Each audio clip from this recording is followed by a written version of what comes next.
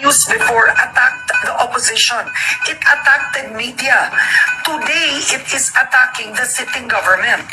It was as bad, Representative, except the subject of the attacks today is the president.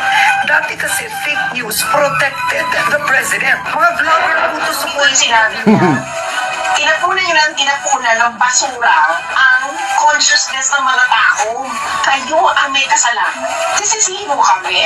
You have been disinforming the public for a very, very long time because ABS-CBN is corporate media. You are actually wars noong 90s at ganyan din ginagawa ninyo ABS-CBN at GMA sa isa't isa noong panahon na yun. Sinisiraan yung isa't isa dahil gusto makuha ng taong bayan. And that is exactly what you're doing right now. Sa tingin mo ba, may amnesia kami, hindi namin alam pinagagawa sa isa't isa. Right now, sinong target ninyo?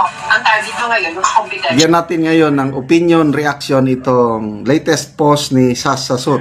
Sabi niya, all moisture fortified. Isinare ni Sas ang post ni Marinomo. Sabi niya, cooking show. Ito, nagsasalita si Karen Davila na sinasabi niya, social media nagpapakalat ng fake news. Sumagot naman si Sas Sasot, sabi niya, kayo sa mainstream media nagpapakalat ng fake news. We do not need your fake personality, Karen. Talagang palaban itong si Sas Sasot. Okay, pakinggan natin ang balitaktakan nila ng salita. Fake news before attacked the opposition. It attacked the media. Today, it is attacking the sitting government. It was as bad, Representative, except the subject of the attacks today is the president.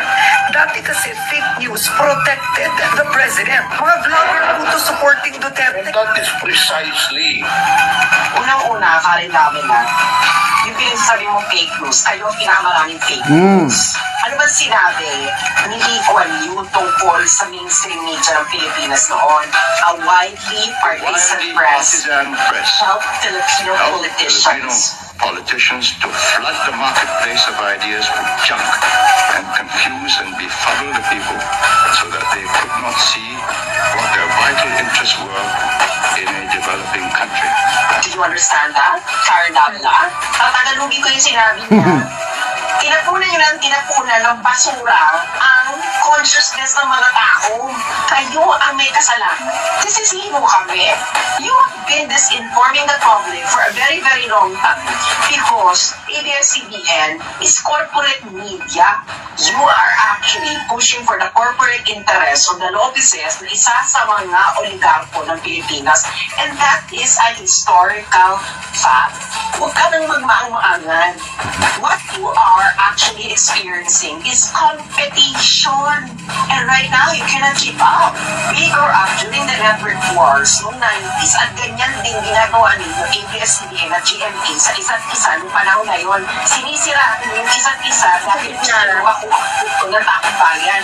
And that is exactly what you're doing right now. Sa tingin mo ba, may amnesia kami, hindi namin alam pinagagawa sa isa't isa. Right now, sinong target ninyo? Ang target mo ngayon, yung competition sa social media. Because we don't need millions in order to give the Filipino people, in order to convince them about what we're saying. We only have authenticity and moisture. And it's all organic. We don't need your fake lashes, fake makeup, and fake personality, Karen. Grabe. Sas versus Karen. Grabe pag magbasa lang to sa mga bakit walang comments? Walang comments. Anyway, ito na ngayon, labanan ng Battle of Credibility. Mainstream media versus social media. At lumalabas. Mas marami nang nanonood sa social media. Magtaka na lang ako, paglabas ko, may mga lumalapit at sasabi, follower nila ako. Na sa amin na lang daw, mga vloggers, nanonood kaysa sa mainstream media dahil alanganin sila sa mainstream media. So, sa mainstream media kasi may mga amo.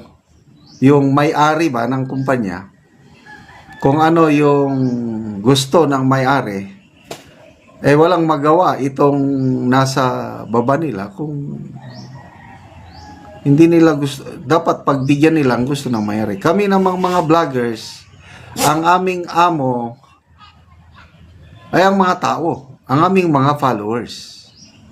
So, hindi nila makontrol ang aming mga, opinion. Nagbibigay lang ako ng opinion. So, bahala ang aking mga viewers, followers, kung maniwala sa akin o hindi, basta ako lang, opinion lang. Kaya sabi ko sa aking mga simula ng aking vlog is, bigyan natin ng reaction opinion. So, ito na. Palaban talaga ang Miss Sas Sasot. Wala siyang kinakatakutan. Kaya ito na, kaliwat kanan ang kanyang kaso. Maliban pa sa gusto nilang patahimikin sa social media si Sas and other DDS vloggers. Hindi lang si Sas. O, tignan nyo yung nireklamo ng isang senadora. 12 sila.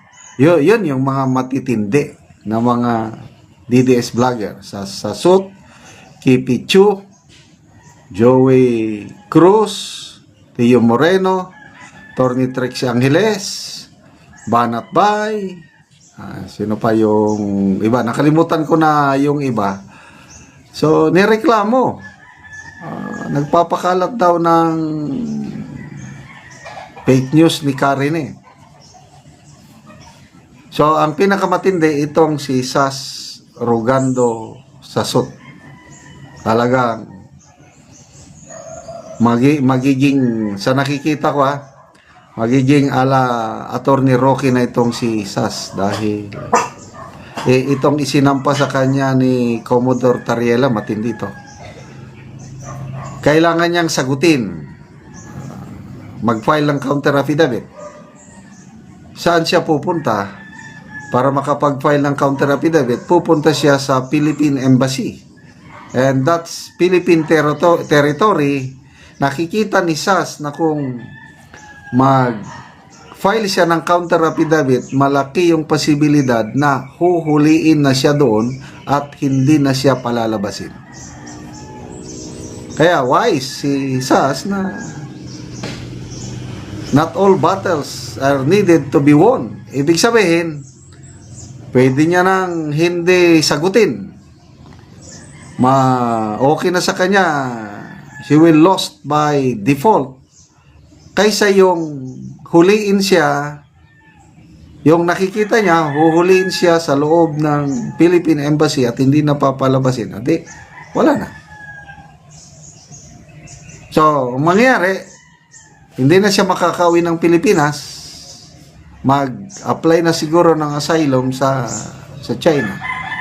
At hihintayin ng bagong administrasyon. So, mabuhay ka, Miss Sas Rogando Sasot.